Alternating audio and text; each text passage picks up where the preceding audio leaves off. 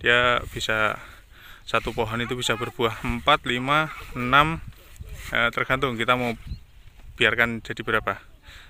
Kita biarkan jadi 5 atau biarkan 4, kita buahkan cuma 1 atau 2 atau 3.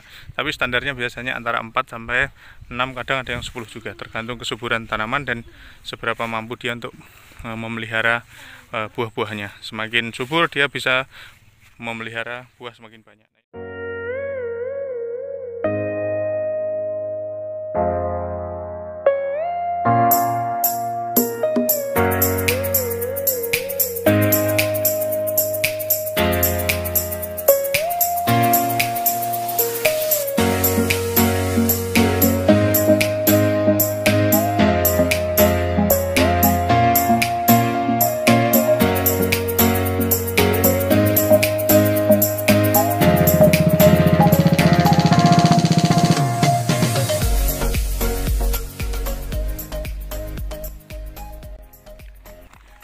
Assalamualaikum warahmatullahi wabarakatuh. Jumpa lagi dengan kami, keluarga Xmode. Ya, mantap. Selamat menunaikan ibadah puasa ya teman-teman. Ini di bulan suci Ramadan. Alhamdulillah, mudah-mudahan teman-teman semuanya diberikan kesehatan, senantiasa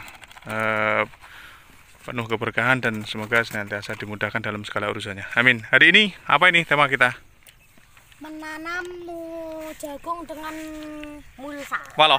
Wah, ya, mana bibitnya mana? Musim kemarau. Mendekati musim kemarau dan porang sudah mulai pada dormannya, teman-teman. Jadi ini untuk menyiasati kegiatan kami di musim kemarau dan porang-porang juga sudah pada musim dorman ya, teman-teman. Jadi lahan-lahan yang mendekati musim dorman yang ditanamin porang, sebagian jagung. Ini rencana kami tanami ini ya, teman-teman, waloh ya. Mungkin teman-teman di daerahnya ada yang pernah dengar waloh ya. Waloh ini bisa dipakai untuk konsumsi sayur, bisa dipakai untuk dijual ke pembuat kue-kue gitu kan. Dia bisa dipakai untuk bahan kue juga, teman-teman. Jadi seperti itu ya, teman-teman. Kita dalam bercocok tanam ya. Nah, ini yang ada jagung-jagungnya, teman-teman ya. Jadi untuk teman-teman yang bercocok tanam baik itu porang maupun tanaman yang lain, usahakan seperti yang pernah saya vlog di video-video sebelumnya. Kita harus bisa pandai-pandai untuk pandai-pandai untuk berinovasi. Jadi supaya kita tidak hanya mengandalkan atau menunggu porang yang kita tanam, apalagi porang-porang yang hanya kita tanam dari bibit kecil, katak mini, umbi mini, itu kan tidak mungkin kita bisa panen dalam waktu satu musim ya. Nggak mungkin bisa kita tanam dalam waktu satu musim, sehingga kita harus bisa mensiasati peluang-peluang yang bisa kita ambil, bisa kita lakukan, yaitu dengan cara ya seperti ini, tumpang sari jenis apapun. Nah, kali ini kami ingin menumpang sari lagi dengan menggunakan waloh ya, teman-teman. Ya, sebagian jagung, sebagian waloh ya, waloh gitu ya. Itu walohnya itu karena dia tanamannya merambat ke bawah gitu, menjalar ya.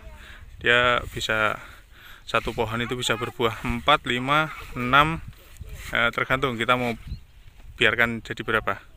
Kita biarkan jadi 5 atau biarkan 4, kita buahkan cuma 1 atau 2 atau 3.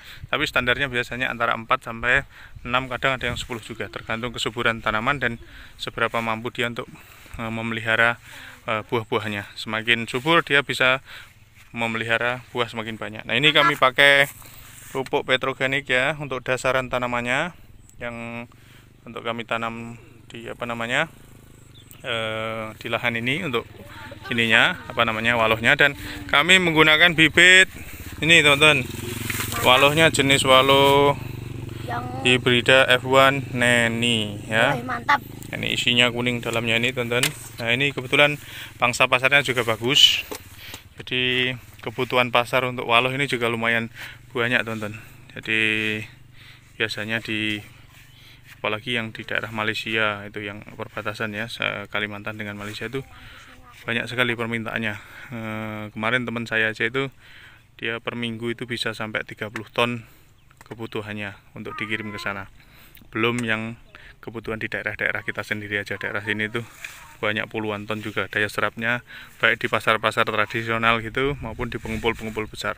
Dan keuntungannya tanaman waloh ini ya teman-teman, waloh ini dia bisa bertahan disimpan lama. Artinya ini misalnya kita tanam di bulan apa ini namanya, April, akhir April.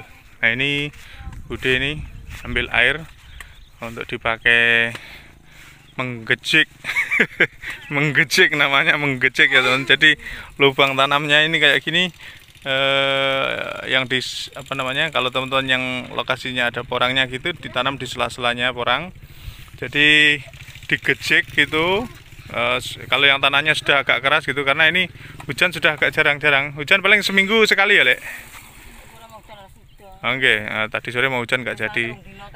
Biasanya 3 hari sekali masih hujan, cuma kadang ini seminggu, kadang 2 kali, kadang ini tinggal sekali. Jadi mendekati musim kemarau kayak gini ya sudah, kita siasati tanaman-tanaman yang bisa kita pakai untuk tumpang sariannya, dan kita gunakan pupuk-pupuk organik seperti ini untuk dasarnya.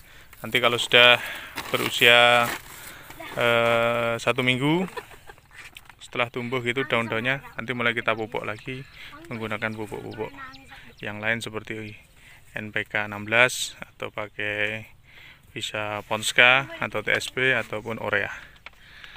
Jadi kembali lagi ya teman-teman, sesuai tema kita karena melakukan tumpang sari dengan menggunakan waloh. Nah waloh ini kalau kita tanam di bulan April seperti ini, karena usianya waloh itu kan sekitar 90 hari sampai 100 hari teman-teman.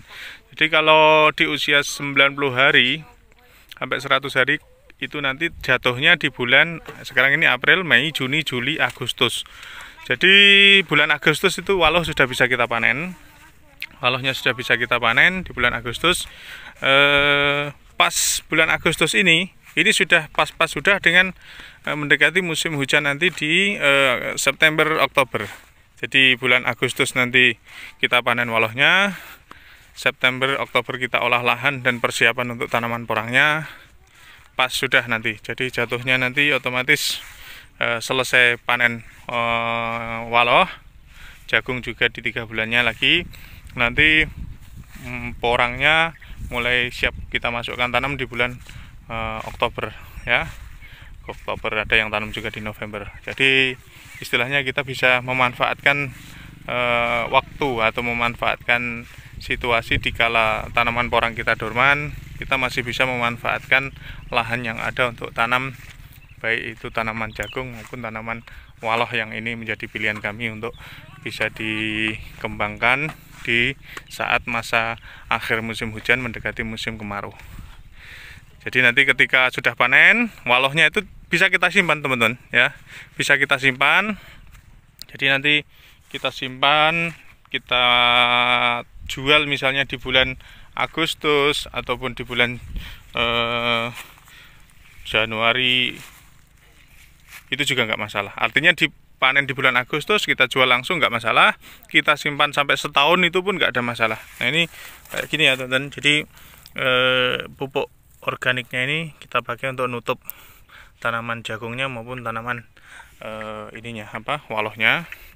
Nah ketika kita simpan, nanti kita jual di bulan Januari, itu harga bisa lebih tinggi karena istilahnya belum banyak yang menyimpan di bulan-bulan itu, karena biasanya petani itu langsung dijual hasil panennya. Jadi intinya begitu ya teman-teman, kita harus pandai-pandai untuk mensiasati peluang, mengambil kesempatan di saat ada kesempatan peluang-peluang seperti ini, sehingga bisa menambahkan nilai ekonomis dalam kita berbudidaya tanaman, baik itu porang maupun tanaman yang lain. Oke teman-teman, oh ya satu lagi, untuk waloh ini tidak begitu rewel perawatannya, cukup ditanam, ditancapkan, kemudian dipupuk, sudah dia akan menjalar dengan sendirinya. Nanti kita biarkan dia berbuah ya. Ya kalau kita rawat semakin maksimal semakin bagus ya, artinya tidak perlu rewel, hamanya juga nggak begitu rewel. nggak begitu susah, nggak begitu banyak. Terus kemudian jarak tanamnya bisa dibikin kalau musim hujan itu kan curah hujan tinggi itu bisa jarak tanamnya agak longgar ya, 5 meter kali 4 meter atau 5 meter kali 5 meter. Kalau musim kemarau gini untuk menghindari penguapan air dari bedengannya ini kita tanam lebih pendek jaraknya ya sekitar 1,5 meter sampai 2 meter kali 3 meter. Jadi cara tanam kami nanti seperti itu. Nanti perkembangannya seperti apa akan kita bagikan lagi ceritanya kepada teman-teman semuanya. Oke teman-teman, sementara bagi-bagi cerita dari kami keluarga Exmood sampai di sini dulu. Terima kasih atas semuanya. Terima kasih sudah senantiasa bersedia bergabung bersama kami, belajar bersama kami. Semoga cerita dan pengalaman yang kami bagikan bisa memberikan manfaat dan bisa memberikan tambahan ilmu untuk kita semuanya. Oke, sip. Terima kasih. Salam sukses dan sehat selalu dari kami keluarga Exmood. Wassalamualaikum warahmatullahi wabarakatuh. Selamat Ramadan.